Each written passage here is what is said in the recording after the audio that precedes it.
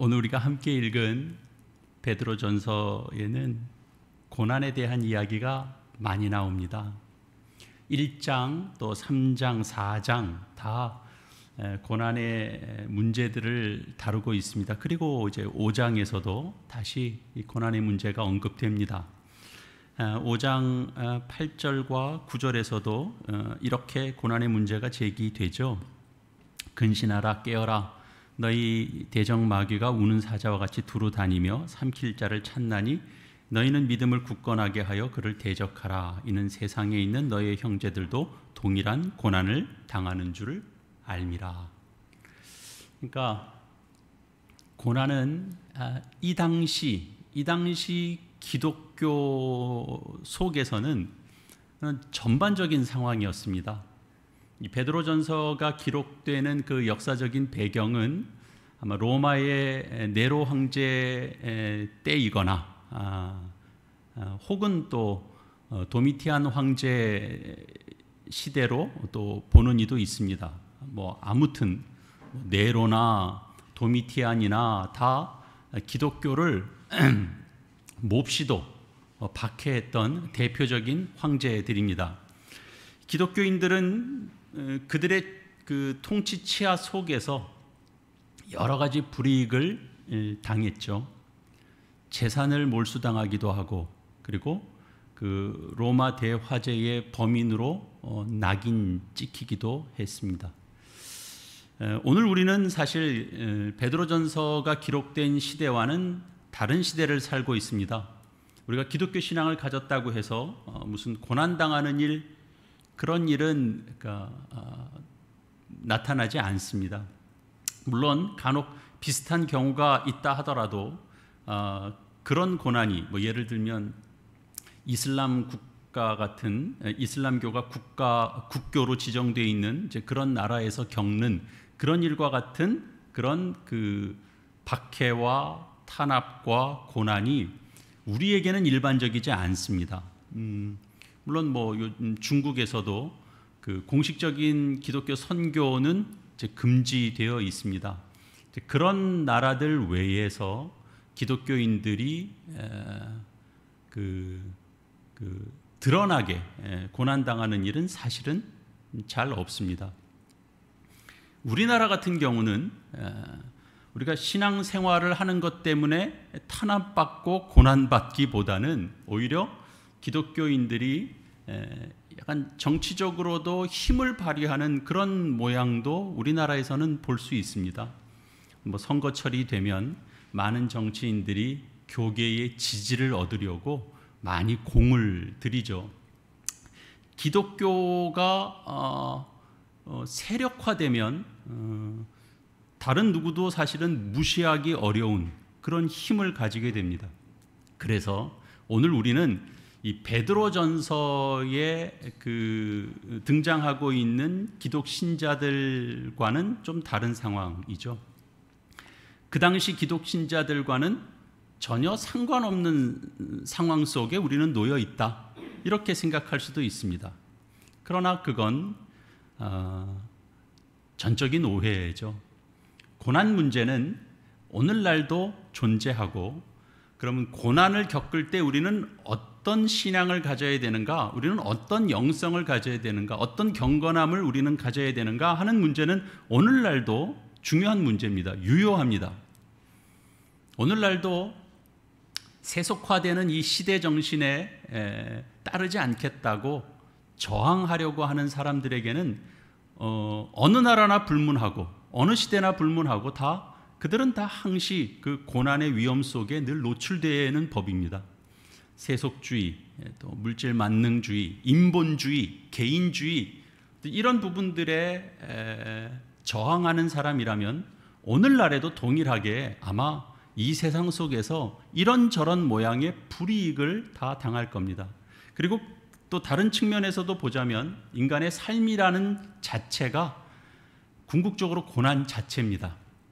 로마 시대에 겪었던 그런 비슷한 그런 박해는 당하지 않는다 하더라도 우리 역시 세속화되어 있는 이 땅에 사는 한 외롭고 불안합니다. 아무리 의학이 발달돼도 죽음을 피할 수가 없습니다. 아무리 과학이 발달해도 닥쳐오는 재난을 다 예측할 수가 없습니다.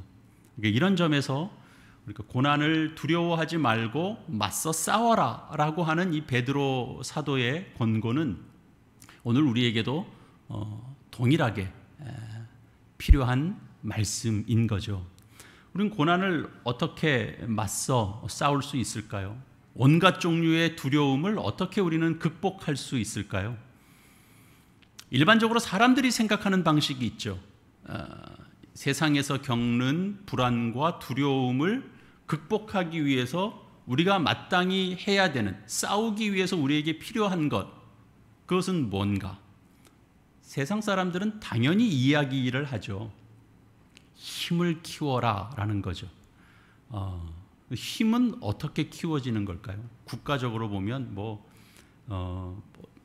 무기 개발을 열심히 해야 그 나라가 힘이 키워진다라고 생각할 수도 있습니다.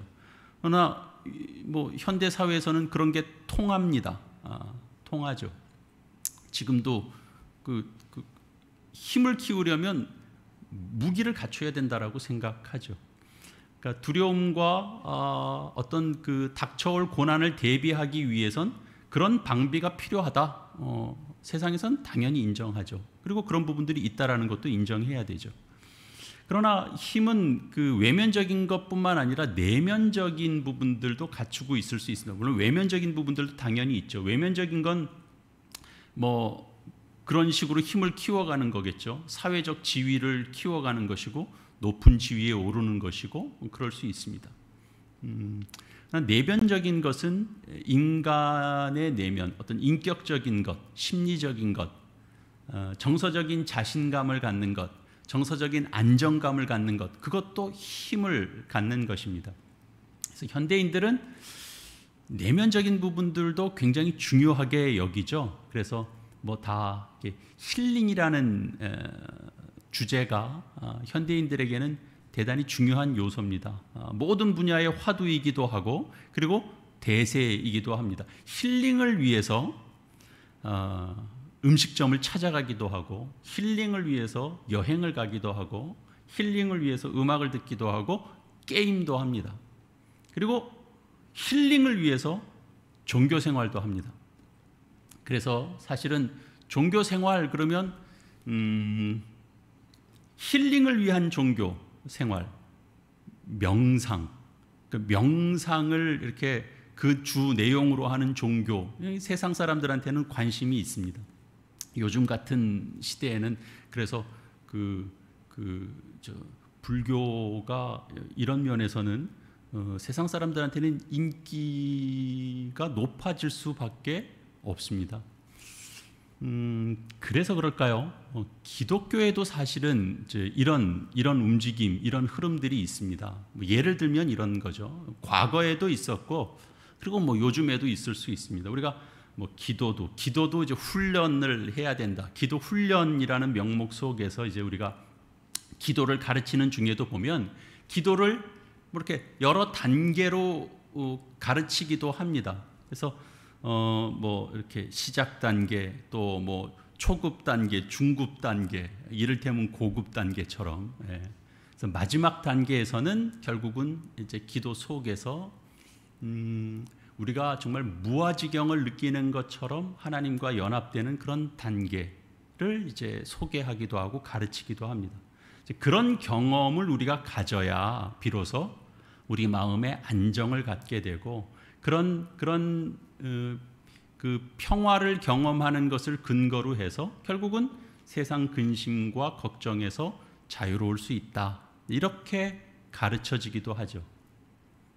우리가 노력해서 얻는 외면적인 면 그리고 또 내면적인 힘, 그러니까 이런 것들이 결국은 고난과 싸우고 두려움을 극복하는데 도움이 됩니다. 도움이 안 되지 않습니다. 도움이 됩니다. 그러나 그것으로 근본적인 문제가 해결되는 건 아닙니다. 외형적으로 힘을 갖고 내면적인 안정감을 갖는 훈련과 실력이 쌓여도 삶은 여전히 흔들립니다. 외형적으로 성공하고 뜻을 이루고 그래서 힐링을 경험하고 그리고 더 나아가서 우리가 기도 생활을 해가면서 뜨거운 것을 경험한다고 해도 일상의 평화가 늘 유지되는 건 아닙니다. 베드로 사도는 다른 말을 하고 있습니다. 하나님이 돌보신다. 그 말을 하고 있죠.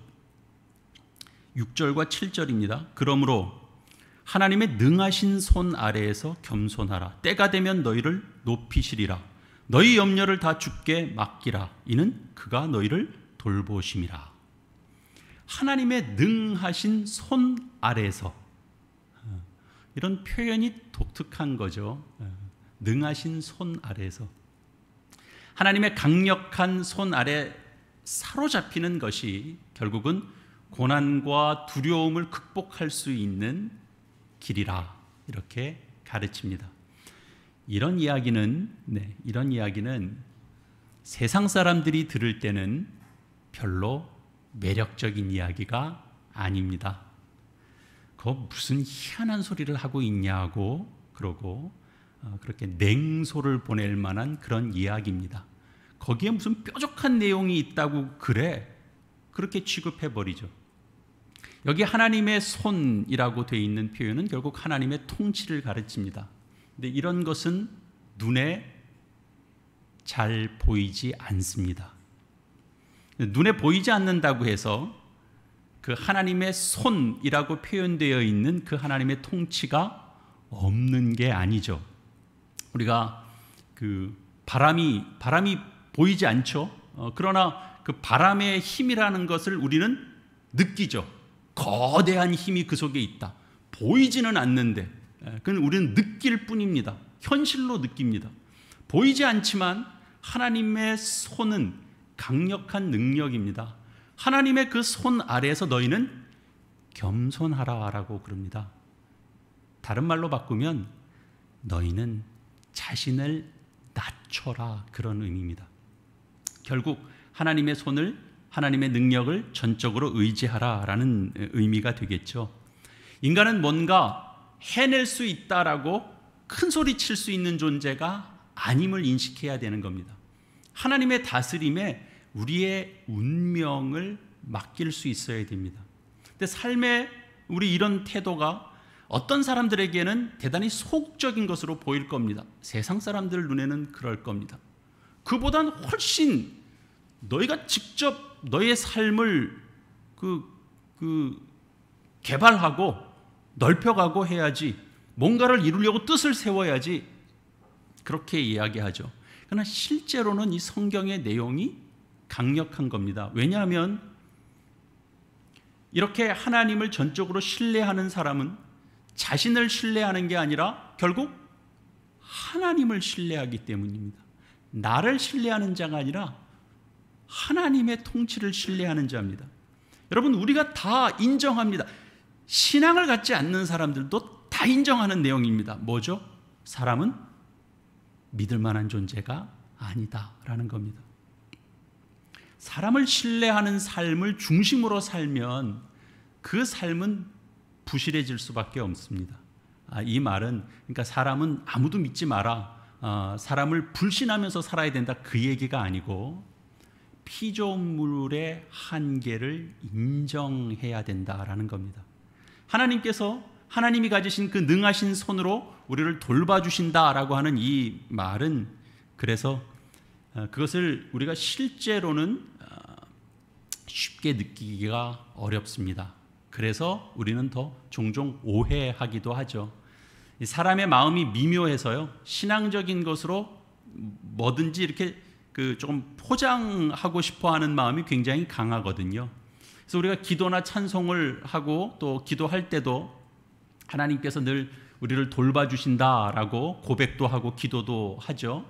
근데 늘 이렇게 찬송하고 기도할 때 하나님이 돌봐주신다라고 하는 걸 우리는 어떻게 확인하냐면, 하여튼 내가 잘 되는 것으로 확인하게 됩니다. 내가 잘 돼야 돼. 잘 풀려야 되는 겁니다. 뭐든지 잘 풀려야. 그래서 혹 다른 방식, 그러니까 하나님의 일하심과는 좀 뭔가 다른 방식일지라도 그것이 우리가 잘 되는 길이라고 생각될 땐 그래서 하나님을 찾는 방식이 아니라 그 잘 되는 방식을 따라가면서 그러나 하나님의 능하신 손이 우리를 돌봐주셨다라고 우리가 그런 옷을 입기 쉽습니다. 사람 속에는 그런 속성이 있기 때문입니다. 하나님이 강력한 손으로 우리를 돌봐주신다라고 하는 말은 그래서 그냥 단순한 신앙 간증의 차원이 아닙니다. 심리적으로 내가 안정됐다라고 하는 그런 심리적 만족에 대한 그런 이야기도 아닙니다. 매우 근본적인 차원의 내용입니다. 베드로 사도는 이것을 이렇게 명확하게 짚었습니다. 10절입니다. 모든 은혜의 하나님 곧 그리스도 안에서 너희를 부르사 자기의 영원한 영광에 들어가게 하시니가 잠깐 고난을 당한 너희를 친히 온전하게 하시며 굳건하게 하시며 강하게 하시며 터를 견고하게 하시리라.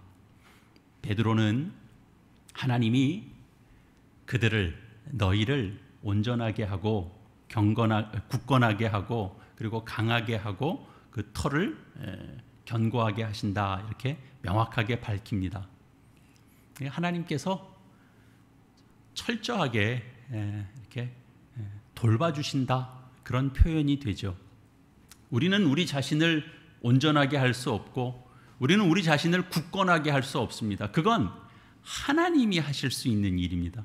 그리고 이 땅에 사는 한 우리가 그런 절대적인 상황 속에 그런 상태 속에 우리가 다 들어갈 수 있지는 않습니다. 믿음이 아무리 강해도 우리는 여전히 흔들릴 수 있습니다. 예수님조차도 십자가를 지셔야 할 때가 점점 다가오셨을 때 겟세마네 동산에서 저 한순간이나마 이렇게 불안해하셨습니다. 바울도 온전하지 못했습니다. 베드로도 마찬가지입니다. 우리는 뭐 더할 나위가 없죠. 그렇지만 우리 삶이 굳건해지는 이 근본적인 토대가 어디에 있는지에 대한 방향성만큼은 우리가 분명히 가져야 되는 거죠. 그래야 우리의 삶이 실제로도 성숙해질 수 있고 우리의 영혼이 더 자유로워질 수 있습니다. 그러기 위해서는 그 관건은 뭐냐 하면 하나님이 어떤 분이신가에 대한 답을 우리가 가져야 되죠. 그 질문을 우리가 던질 수 있어야 되고 그리고 그 답을 얻어야 됩니다. 그걸 가져야만 실제로 우리의 삶에서 그 능력을 경험하며 살 수 있게 됩니다. 마가복음 1장 말씀 잠깐 찾아보겠습니다. 마가복음 1장 마가복음 1장 16절 이하의 말씀입니다. 제가 읽겠습니다. 갈릴리 해변으로 지나가시다가 시몬과 그 형제 안드레가 바다에 금을 던지는 것을 보시니 그들은 어부라. 예수께서 이르시되 나를 따라오라. 내가 너희로 사람을 낚는 어부가 되게 하리라 하시니 곧 그물을 버려두고 따르니라. 조금 더 가시다가 세베대의 아들 야고보와 그 형제 요한을 보시니 그들도 배에 있어 그물을 깁는데 곧 부르시니 그 아버지 세베대를 품꾼들과 함께 배에 버려두고 예수를 따라가니라. 여기 19절에 있는 장면, 물론 이제 다 전반적으로 16절도 그렇습니다만 19절에 있는 장면을 조금 더 구체적으로 우리가 좀 그려보면 이제 바닷가에 그 그물을 깃고 있는 그 어부의 모습이죠. 그 일에 열중하고. 그게 간단히 끝날 일이 아니지 않겠습니까? 인내심을 가지고 그 일에 열중하고 있는 어부들의 모습을 볼 수 있습니다. 그러니까 야고보와 요한이 정말 자신의 인생을 바꿔놓을 만한 부르심을 받은 것도 결국은 지금 이 바닷가에서 그물 깊기에 여념 없을 때였습니다. 그때 예수님께서 그들에게 다가와서 나를 따르라, 그렇게 말씀하시는 거죠. 제자의 직분으로 그들을 부르셨고 그들은 모든 것을 버려두고 예수님을 따랐습니다. 그러니까 예수님께서 이제 하나님 나라에 관한 말씀을 선포하시고 공적인 사역으로서 이제 4명의 제자를 부르시는 장면이죠. 예수님은 어부로서 어부의 일에 충실하고 있는 그들을 불러서 하나님 나라의 복음을 전파하는 영적인 일을 지금 맡기시는 그런 장면입니다. 왜 갑자기 이 바닷가의 장면을 베드로전서의 베드로의 그 서신서의 내용과 함께 연결시키는가? 그 이유는 표면적으로는 확 드러나지는 않는데 이유는 아주 간단한 이유 때문이었습니다. 베드로가 너희를 온전하게 하시며라고 할 때 그 온전하게 한다라는 뜻으로 사용된 그 단어는 여기 그물을 깊다라고 하는 그물 깊기에 사용된 단어와 같은 단어입니다. 베드로는 이렇게 말하는 것 같습니다.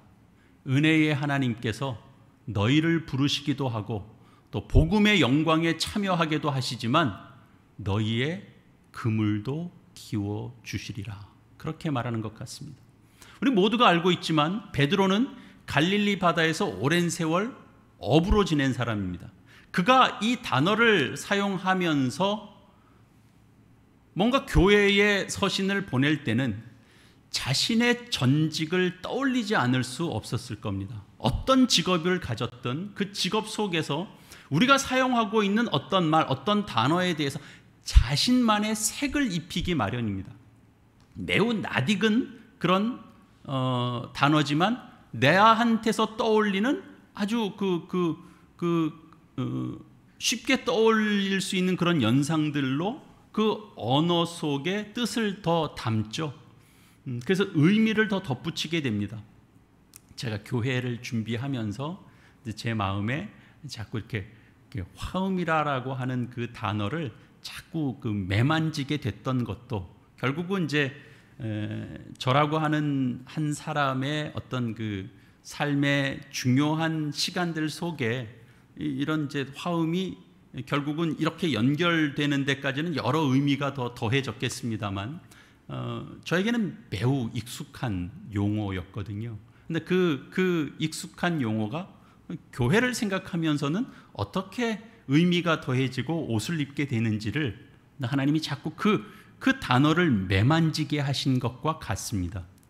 그래서 교회를 통하여 신자들 고난을 겪는 교회에 위로의 편지를 쓰는 그런 이제 베드로의 그 생각이 있었겠죠. 그러니까 교회의 어떤 내용을 전하게 될 때 어부로서 그 충실했을 때의 그때의 시절로 그가 돌아가서 어떤 걸 생각한 겁니다. 은혜의 하나님이 너희를 온전하게 하신다. 은혜의 하나님이 친히 너희의 그물을 기워주신다. 그런 거죠. 그렇습니다. 우리도 우리의 인생에 우리 삶의 그물이 자주 찢어집니다. 그러나 이 은혜 베푸시는 대가이신 우리 하나님은 이 그물을 깁는데도 대가이십니다. 그래서 언젠가 그 나이 많이 드신 어부 한 분이 이렇게 이제 인터뷰하는 내용이 있었는데요. 그런 이야기 하는 게 이제 기억이 납니다. 아무리 튼튼한 그물도 찢어진다는 거예요. 그래서 늘 손질해야 된다는 겁니다. 그렇습니다. 그러니까 무슨 사고가 나기 때문에 그물이 상하거나 찢어지는 게 아닙니다. 거친 바다 일을 하다 보면 그물은 손상이 나는 법입니다. 바닷일을 하는데 살살 할 수는 없는 거거든요. 그러니까 우리 인생도 그렇죠. 우리가 인생을 살살 살 수 있나요? 우리가 그럴 수는 없습니다. 인생을 산다는 건 그 자체로 우리의 몸과 마음이 상합니다. 우리가 무슨 큰 사고를 치지 않아도 그냥 하루하루를 사는 게 우리한테 이렇게 그 생채기가 납니다. 삶을 사는 것 자체가 그렇습니다. 삶을 사는 것 자체가 스트레스가 있습니다. 그런 건 사실 근데 문제는 아니죠. 더 큰 문제가 있죠. 마음이 좀 상할 수는 있는데 이 상한 마음이 터져버릴 때입니다. 그러니까 날카로운 것에 그물이 터지는 것처럼 이게 터져버리는 상태가 될 때, 구멍이 나는 상태가 될 때, 그럴 땐 좀 심각하죠. 삶에도 구멍이 나잖아요. 손상이나 마모가 생기는 것과는 다르게 뭔가가 깨지는 경험들이 우리의 삶에 있습니다.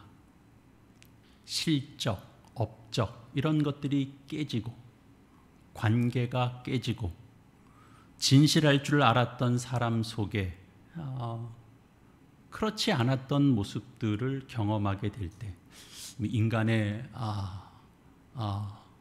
졸렬함, 인간의 비열함 이런 것들을 경험하게 될 때 삶의 그물이 터집니다. 심금이 툭 하고 끊어지는 경험들을 우리가 하게 됩니다.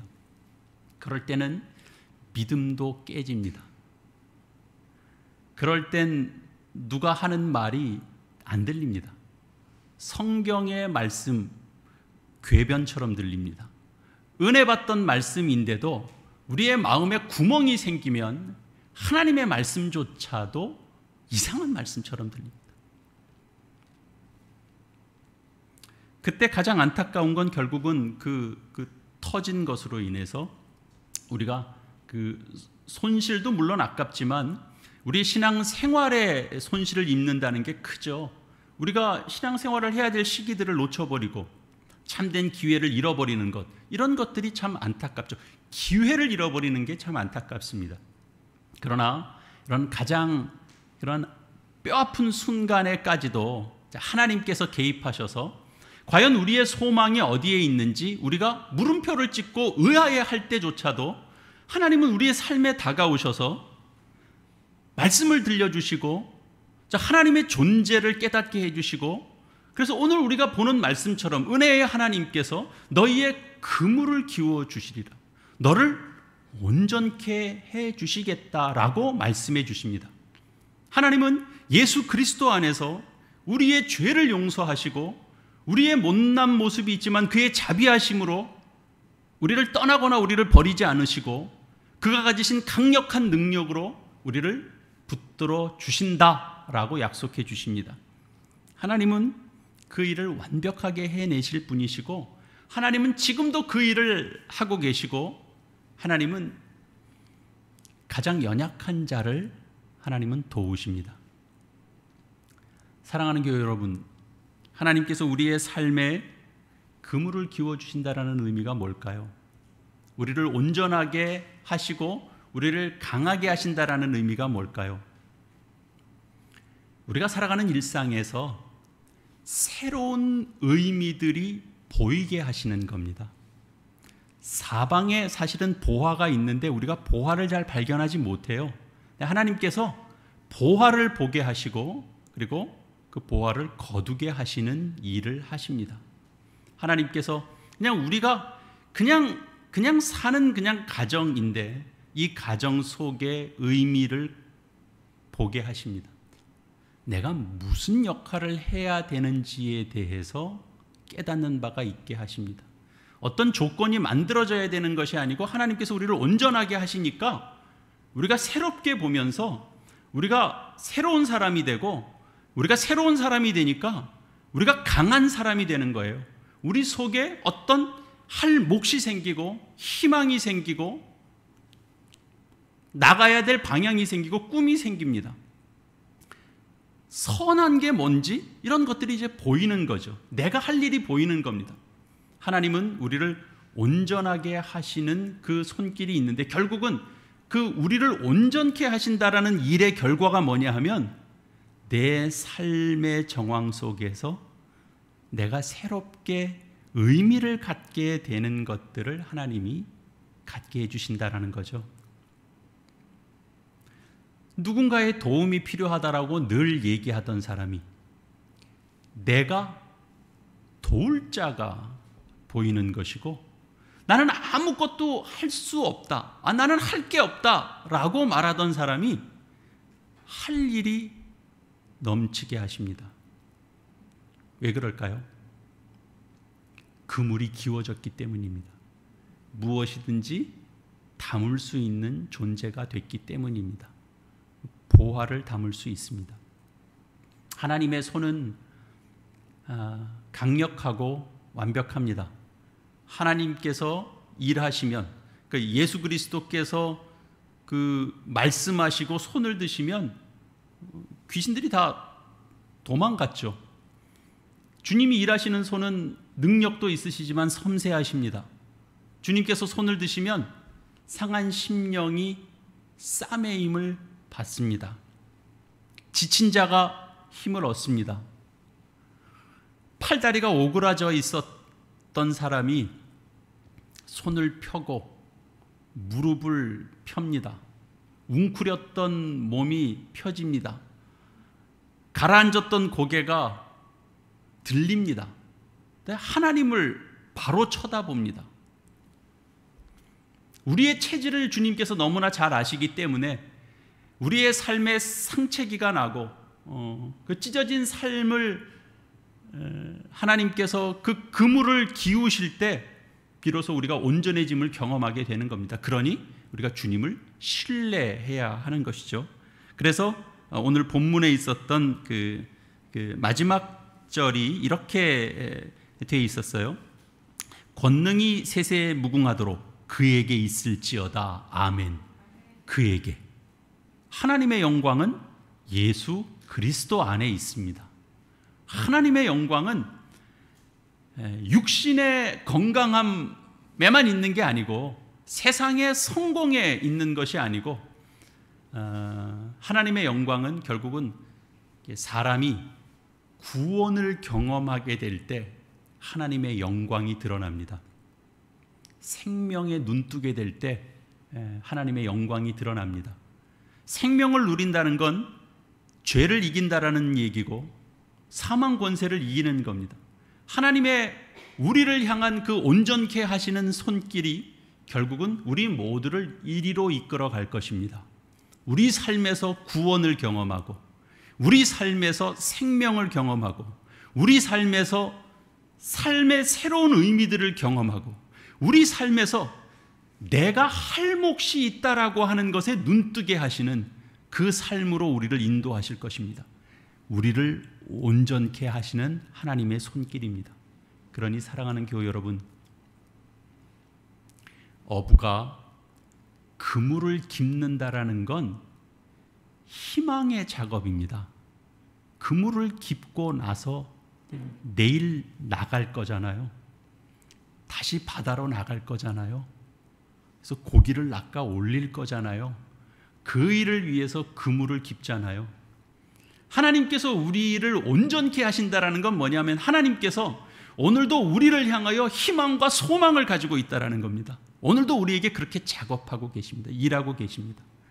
하나님은 여러분을 통해서 일하시기를 원하십니다. 하나님은 여러분에게 희망과 소망을 가지고 있습니다. 우리 모두에게, 우리 각 사람 한 사람에게 하나님께서 희망과 소망을 가지시기 때문에 세상의 어부도 그물을 기우면서 희망을 품듯이 하나님도 오늘 우리의 상처를 싸매어 주시며 우리를 향하여 소망과 희망과 꿈을 가지십니다.